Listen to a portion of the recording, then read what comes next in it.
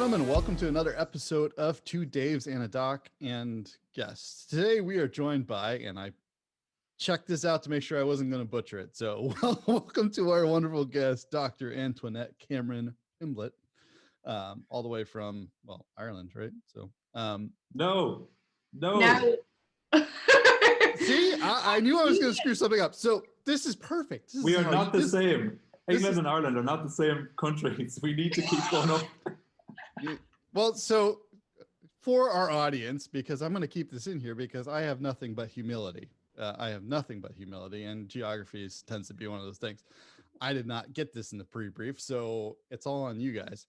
That being said, welcome from jolly England, I suppose.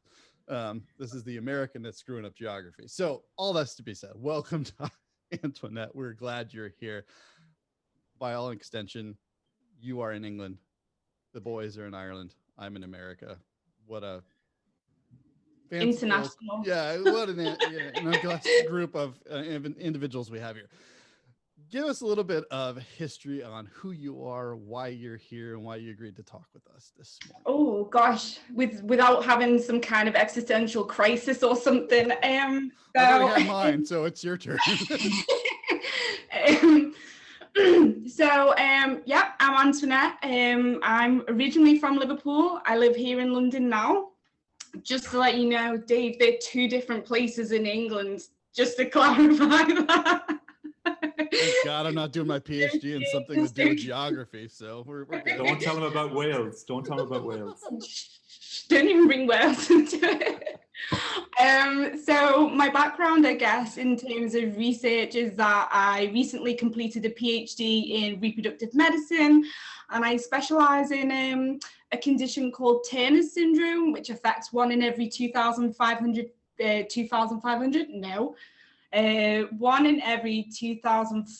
females born. I'm also dyslexic and dyspraxic, hence why I can't say long numbers.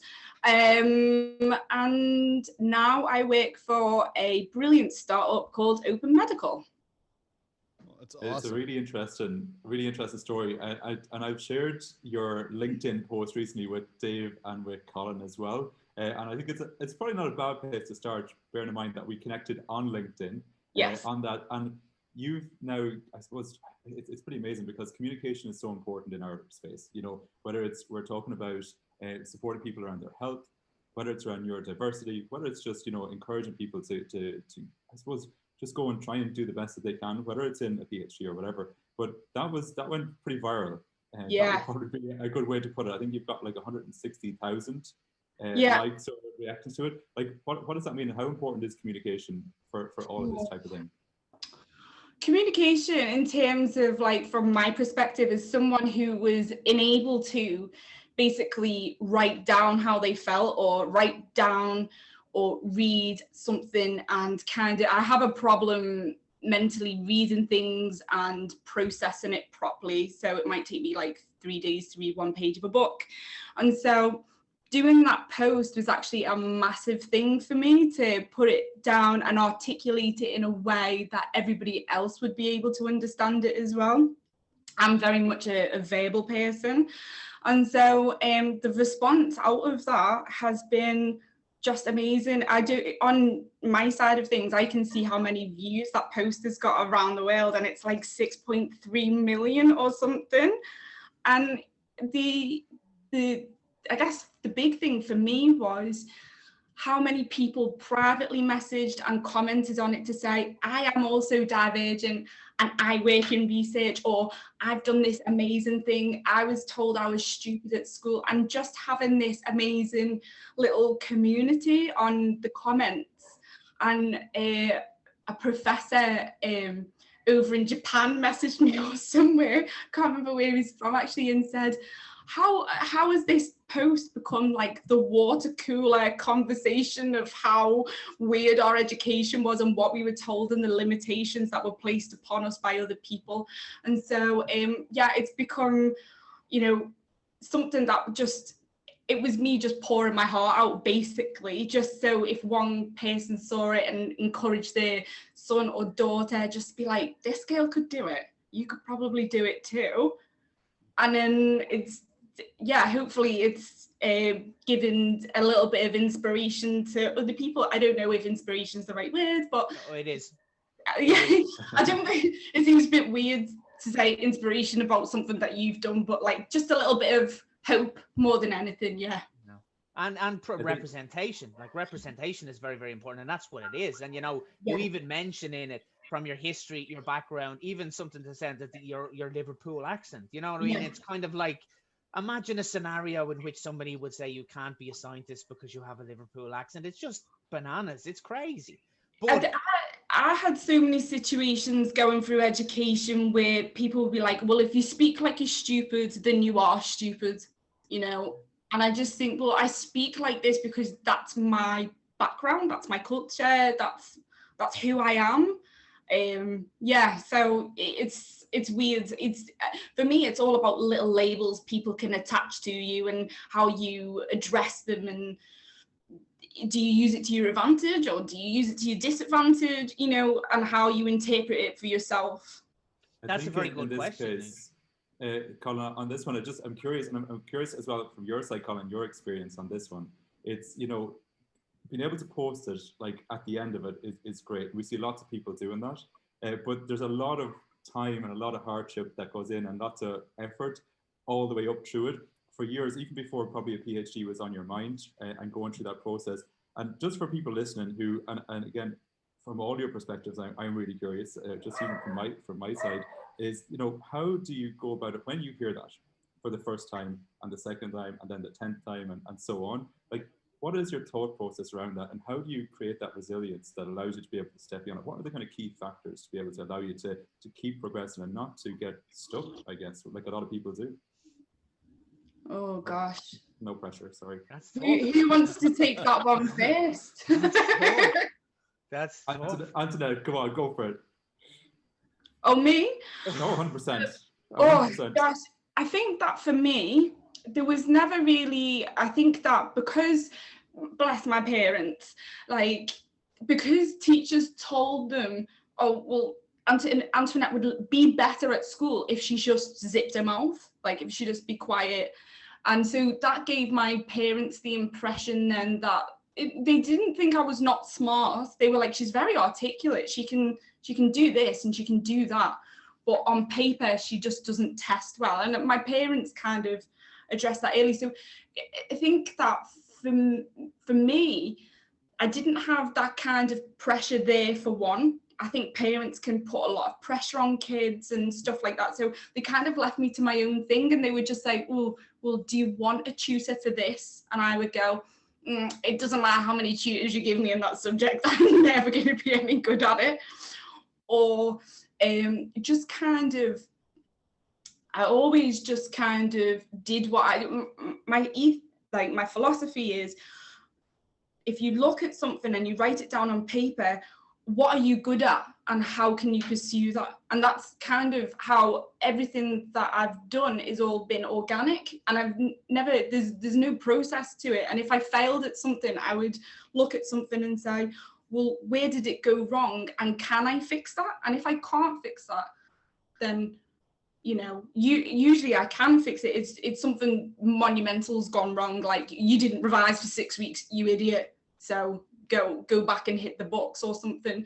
So, and if you do things organically and you do stuff that you're interested in, that you're passionate about, naturally you spark something that's within you and you go, no, I can do this. I can get up and I can fix this or go forward with this problem or whatever. So I think that it's really, I don't know words to put around that. I hope that's not too much of a ramble.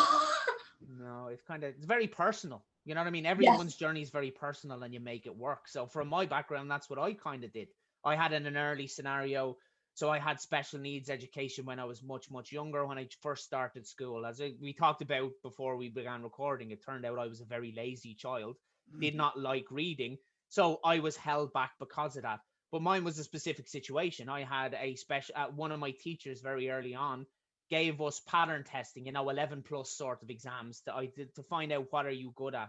I'm very, very young. I was absolutely terrible at reading and number and words and that sort of stuff, but was astounding at numbers and logic and order. So that one little action from somebody else then kind of said, no, look, there's something in there. This can be useful. And then years of misery and stress from my loving mother pounding kind of words into my brain to get me to remember them and learn how to read them. But again, like as that went on, and I'm sure you'll probably agree there's nearly an element of stubbornness.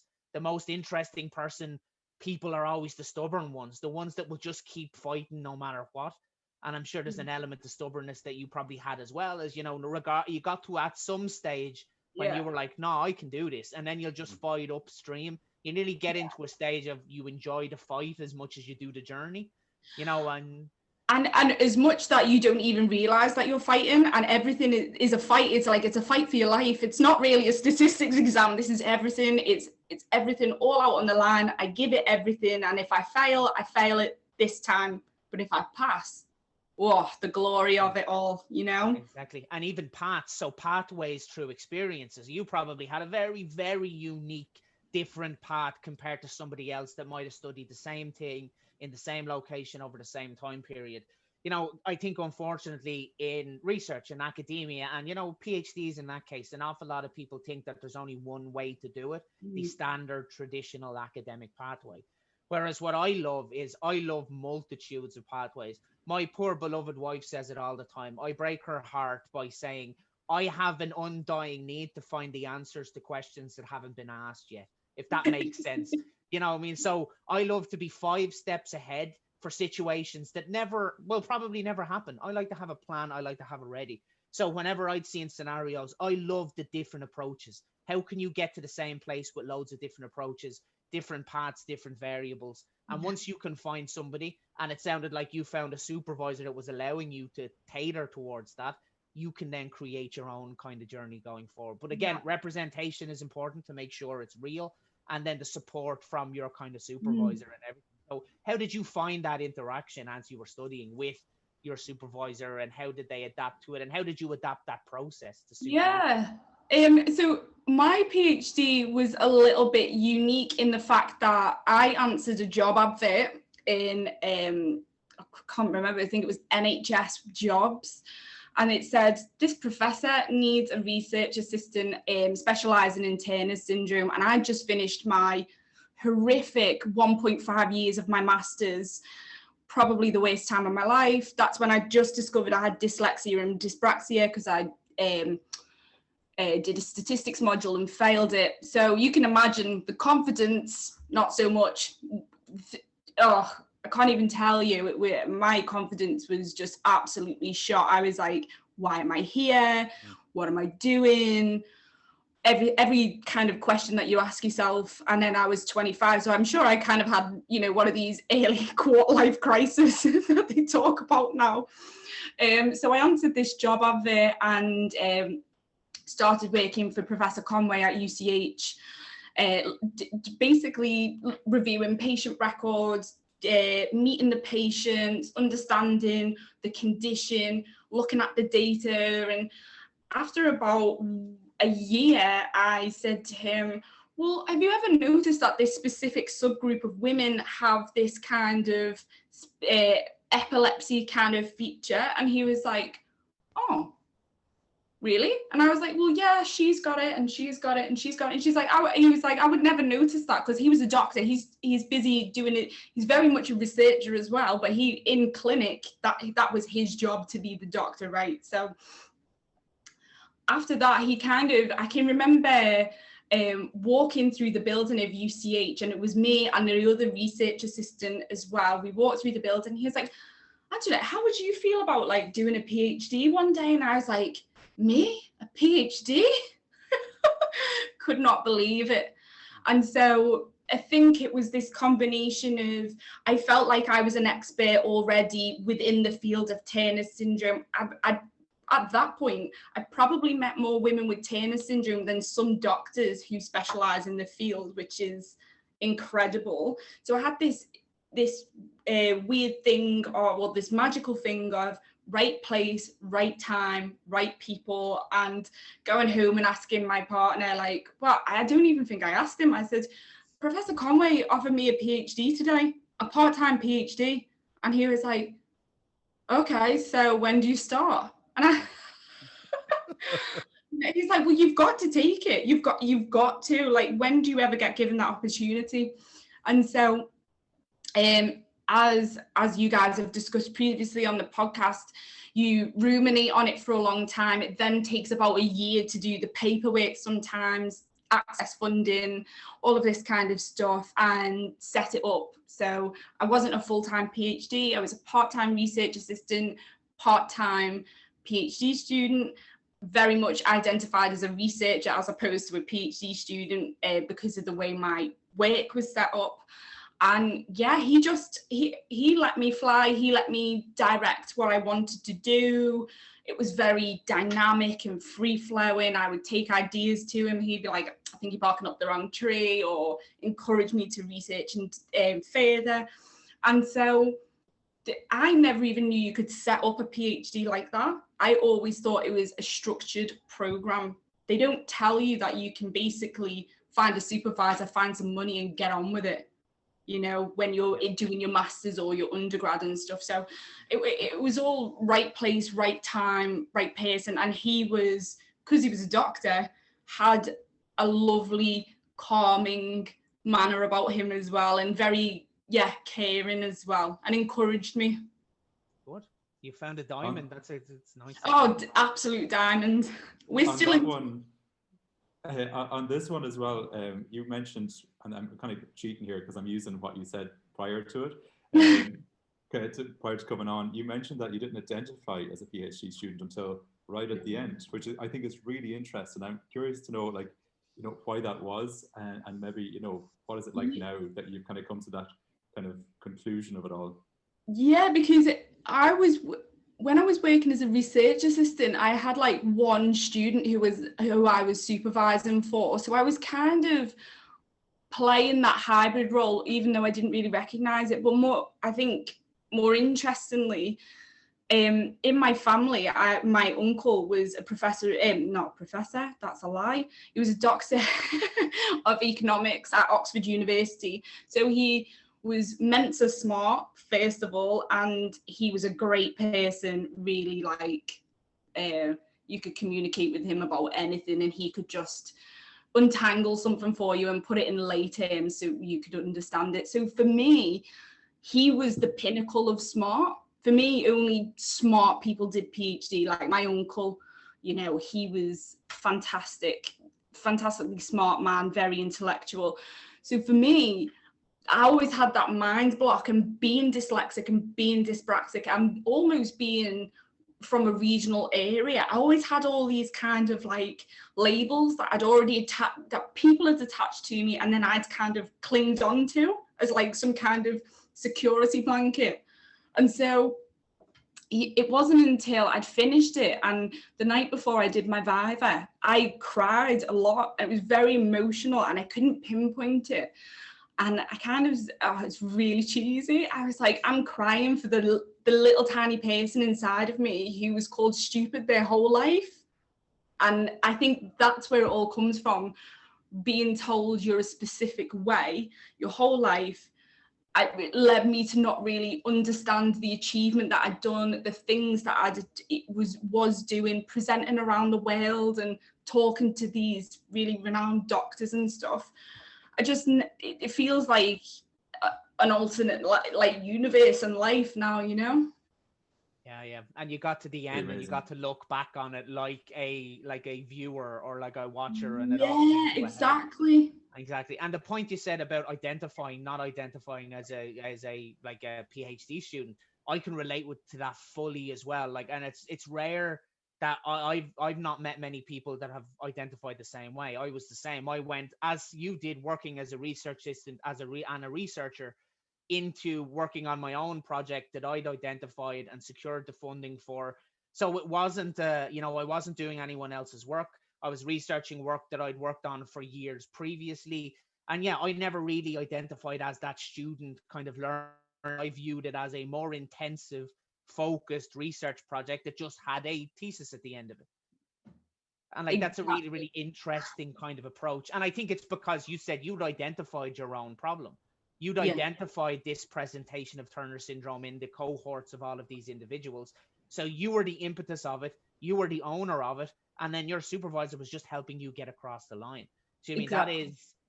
that's quite rare, and I'd say it's probably very, very rare in the medical field. So you know what I mean, is how did you balance that kind of, you know, you're a practical researcher and now you're in this kind of PhD experience, because both have very different dynamics. Did you find any conflict in there, or any issues with one butting heads with the other, or, you know, anything in that space about it? Yeah, sometimes I found it really hard to say where the researcher in me ended and where the clinical side of me began, because I didn't really have a clinical side. I'm not a doctor, but I deeply care about the people that I work with, who I'm trying to benefit their lives.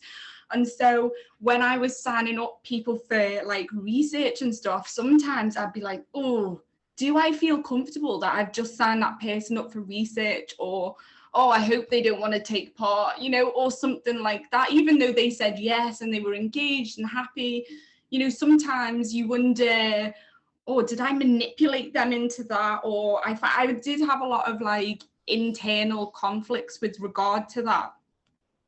And then also I had this really weird issue of the fact that I'm not a doctor operating in a medical space. And so I would get parents and girls who would see me before they saw their doctor, and they would open up to me more than their doctor. And so they'd be like, well, my cycles are a bit weird, or I'm worried about this, or this smells. And I'd be like, okay, we need to, are you going to tell the doctor? And they'd be like, well, I just get embarrassed or something. I said, okay, I'll go and have a word with them, and then you won't have to worry about it. So I, you know, or I had junior fellows ask me, oh, what kind of HRT would you recommend? And it's like, sometimes I was, you know, it's almost a shame that people like that aren't operating in medicine, where we could actually give some of our expertise. I'm not saying we should be able to, don't give us prescription pads or anything like that, but, you know, we do have some medical knowledge and some usefulness in that space. But obviously we're not medically trained, and so that was always quite difficult for me. Where does one half of me end and the other begin? Yeah. And you've shifted over a little bit as well into a space. So you're now working as an innovation coordinator within a startup world, and you can see there your fancy startup background that you're in at the moment, you know, which we're all missing because we love a bit of startups. But what's that transition like? I know you're kind of early days on that, but like, what's kind of drawn you into that world? Is that one of those other, you know, your right place, right time type of things, or was that something that you set up in your mind to do? Do you know what? It was interesting. Somebody called me out the blue and said, I'd really like to interview you for this. It was not this company, it was a different company. I'd like to interview you for this position in a startup company. And I was like, startup company? What the hell would somebody want me in startup for? And it wasn't until I realized that startup companies have a big emphasis, not just on your background in terms of education, but on your soft skills, like being able to communicate, time management, being a good team player, and maybe having a bit of character to, you know, bring to the team almost, or something. And so that led me on this route of looking into startups, and Open Medical particularly appealed to me because it's run by clinicians, it's created by clinicians, they've got the NHS at the center of everything that they do, and they really believe in what they do. And that's just exactly how I, you know, protect the NHS at all costs, help the NHS run efficiently, and what's not to love about that, and being able to operate in that space. Yeah. And then did you find even, like, again, a very, very distinct, you know, gear change from the world of academia and medical research into now the faster paced startup land? Did you find any kind of, it's a border that all of us on this call now have like jumped between over the years, you know, from startups to corporates to academia and back and forth. And I know the two guys and myself work in this kind of hybrid space between all three. So did you find any like big tonal changes or big shifts or big difficulties in making that transition? Because I know it's not a traditional approach for somebody that's just finished a PhD. You know, you do a postdoc, or you do a research fellowship, or you get a lectureship position. but more and more common. People are shifting now into this fast-paced land and startup land. How did you find the transition? I think that in terms of like pace, etc., I think I found it okay because I've always been the driver of my own ship. So I'm very much used to that. And what I liked about it more than anything is that in the startup world, you haven't really got people breathing down your neck. It's more collaborative. There is a hierarchy, but everyone's like really casual about it. And it's much more a meeting of minds more than anything. What actually I did struggle with was going into a clinical research position that I was in very briefly. We won't say the organisation or anything like that, but I actually struggled more so there because my mind was thinking, how can I make this better? What would I do to improve this system? And then that's when I realised, when I got that call from the startup company that I didn't work for in the end, was actually my mind's more in tune of how can we make this better? This project is running too long. Why is this process taking so long and doing this? And sometimes you can't change a system that's already in place. And so that's the exciting thing about like working in innovation and R&D and startups and all of this kind of fantastic stuff, which I never would have even considered when I finished my PhD. It's only been like, I think I made the decision like 2 months ago to work in startups, and here I am now. And it's going well. Yes, it's going fantastic. Good.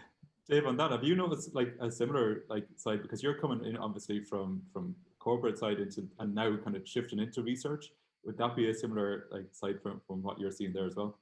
Yeah, I think given all of our guests that we've had over the period of time, it's been very interesting to see where those kind of intersections happen. So a decade ago, I was part of an innovation little hub inside of EMC Corporation, right? They had a technology ventures group. And so it was like this little incubator inside, which was great.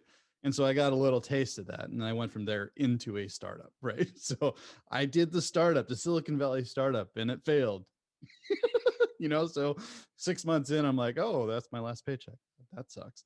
And you kind of go through it. But coming back around from this side, going back into this and having met y'all and worked with you on a couple of larger projects. Yeah, it's that kind of interesting dynamic where corporate almost seems slow. And Antoinette and I completely agree with you. It's that, why are we doing things this way? There is so much more that we could be doing with X. We could make this better. We could do this, and wanting to not shortchange your process, but make it more efficient or figure out better ways to do this and answer more questions. And that's and as David and Colin know, that's why I got back into this as well. Long conversations with Colin in a car bound from Derry, being one of them. Yes, I know that's in Northern Ireland. That's Northern Ireland. Just so shut you're up. aware. I got that part. At least that's smart. I can, go across the Irish Sea. It's where I have problems, evidently. So so all that to be said, yes, David, yes, I do recognize that from that side. And so coming into academia, especially coming into our program, right, where you have that emphasis on innovation, inclusive design, and that kind of socially transformative aspect, that becomes exciting because you feel like I'm able to use the immense tool set of my corporation and apply it to something that actually makes a difference here and now, or should make a difference here and now. So, yeah. And I think that's what makes a difference between like a good PhD and a bad PhD, right? Because you have got to have that passion. That's the first thing that I heard in your voice then when you started to talk about that, was passion. And you have got to have that in spades, because that is going to get you through the late nights, the early mornings. I think because I was finishing mine during lockdown, I was going to bed at 10, pretending to sleep when my husband went to sleep. Then I would sneak up an hour later, creep into the living room and start working till about 4 a.m. And then I would creep back into bed for an hour, so you're exactly right. Like, you've got to have that kind of dynamic passion and really get into it. As much as I like to poke at people for, get on there. You're right about the whole passion thing, and you can be passionate about Heidegger. I'm never going to be passionate about Heidegger. That's something that is so far removed from what I ever want to do in my life. But I got on a call, I think, for one of the orientation calls for UCD, and somebody was on like, yeah, and I'm going to study this, and it's Heidegger. I'm like, okay, you know what? I can respect the passion I see behind those eyes, right? At this moment, I can never do that. But if you're going to wake up every morning and read that individual, and you're going to find something that's worthwhile out of that for you, then awesome, go for it. And that's, it's one of those kind of awakening moments. Yes. Okay. If you have passion and you're able to follow that path, and that's something that you'll wake up every morning, go to bed in the evening, wondering about what this does for your world, and do it, because there's nothing better at that point. I think you're 100% right, Dave and Antoinette, on those. And I was so disappointed recently because I saw this, it popped up in my LinkedIn feed, and it was one of the kind of eminent startup leaders, as we would, of the world. And they were, of course, it was a clickbait title, and it was, the worst advice that you'll ever be given. And they got up and they basically said, when someone says follow your passion, that's the worst thing they could ever tell you. And for me, I was looking through the comments, and I saw people that I was following, and they were, agreeing with this. And I just felt a bit sad, because that to me is so crucial. Like, you can see how the world is going in lots of different ways, because people are not following passions, and they don't have that human element involved in it. All they're seeing is figures and numbers and all that, which is, one aspect of the world and has to go down that way. But I believe that it is this passion and this drive that helps you to make these positive changes out the far end of it. And that, when it comes down to maybe when you're, feeling not so great about things, that's a little thing that helps you over the hump when you're stuck, when, you feel, oh man, this is rough. But at least you've got that little spark that kind of just jolts you along and keeps you going. And I don't know what you think about that perspective of, like, don't follow your passion, which to me, almost shocked me. Oh, I could never do that. I mean, I worked in a bank for a couple of years, and I did not have a passion for banking. One, because I'm dyspraxic and I kept losing all the money. Kept, hitting the wrong button and stuff on the computer, and they would be like, Antoinette, your till's down £1,000. How is this possible? 1,000 for me, 1,000 for you.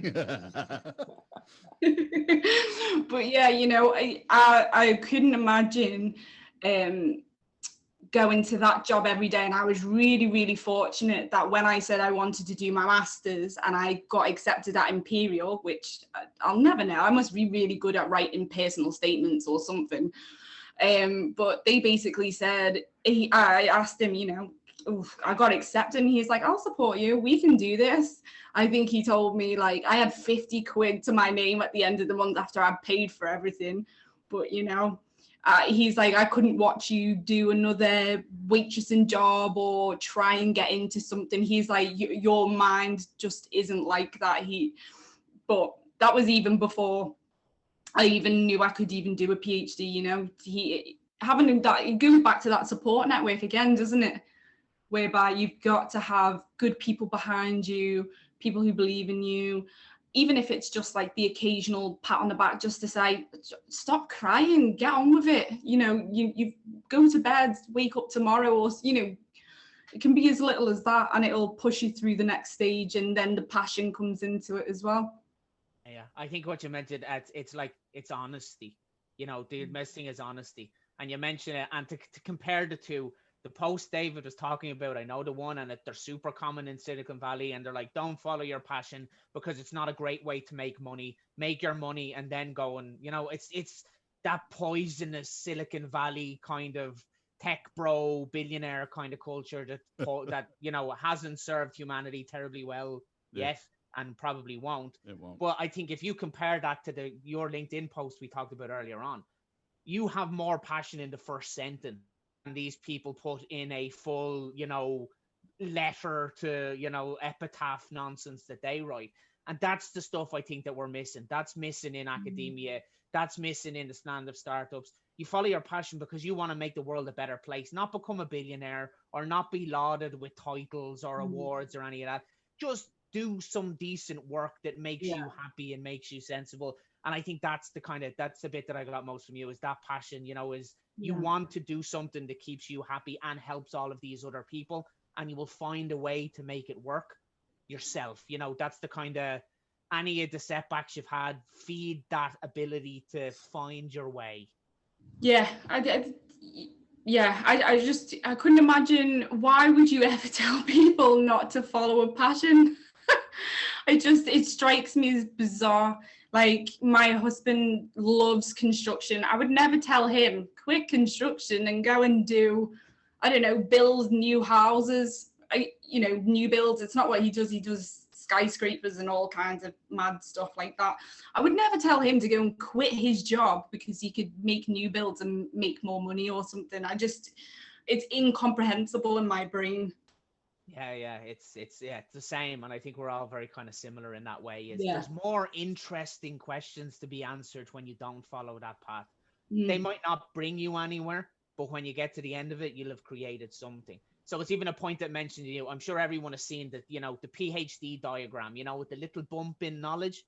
Have you seen that one before? Oh, no. We posted up somewhere, so if people don't know, it's like a big circle. We need to get like a bump clicker for Colin.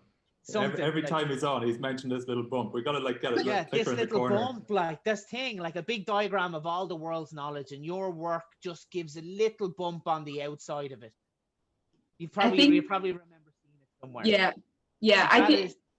You described something similar in a previous episode, so I just that's the bump clicker. We'll put a little pop up somewhere. You become an expert in that little tiny field, but then for me, I tell you a funny thing, right? I didn't realize what I was doing. It took me, an awful long time to publish my first paper out of my PhD. And I was writing my PhD and writing my papers at the same time. And so I wrote my first paper. I think it took me like 18 months or something. And by that time, I was like, I don't want to see this. I don't want anything to do with it, blah, blah, blah. So I went on holiday, as you do, because you've got all the free time in the world as a PhD student. Boys, you need to take advantage of that working remotely situation. And basically went and relaxed. And I got an email when I was away, and it was Dear Dr. Pimblett, and obviously I wasn't a doctor at all. And it said, I just wanted to send you a warm, happy thought. I was like, what about the impact your paper has made in Chile. I was like, what the hell? He said, a woman has just presented at such and such weeks and had a baby girl with Turner syndrome. Thanks to your paper, she will now be included in the Chilean healthcare system and receive the best possible care in the world. I bawled my eyes out. I was like, that little girl, because of my stupid paper, is now in a healthcare system where she's going to be looked after. The doctor saw the presentation, had just read my paper, went, bang, this is Turner syndrome. And now hopefully she's living a lovely, wonderful life with Turner syndrome and doing really well, That's amazing. I think that is a perfect way to end. I think that's we can't really talk about anything else after that. You know what I mean? That's the perfect ending point. Anything else afterwards will be nonsense. I'm so sorry. I think Antoinette, we need to get you back, because obviously there's a lot there. I think there's an element of empathy that we would love to touch on. So at some point in the future, it would be really interesting to look at that, because I think that is like a theme going through it. But I mean, I think on that note, it's like a perfect way to hand it over to Dave. It's an amazing story. Yeah. Well, thank you for having me. And anytime you guys want to chat, love it. We keep on saying that, and we just need to keep actually invite people back. We've said this several times, so this time we won't confuse me with dates and times, right, Mr. Paul? I'm sorry. Yeah, well, it's you dates and times, me evidently geography. And on that note, thank you to Antoinette for joining us this morning. It's certainly an honor and a pleasure from our end to have you on. We appreciate your passion and your drive and motivation. Got some great information out of this today, and hopefully our listeners will. pay attention, and adopt this for themselves as well, right? Not letting labels or, any kind of anything hold them back, pursue their passions and kind of follow through with that. So from all of us and you to our audience, thank you. And we look forward to hearing from you guys in the next episode. Thanks.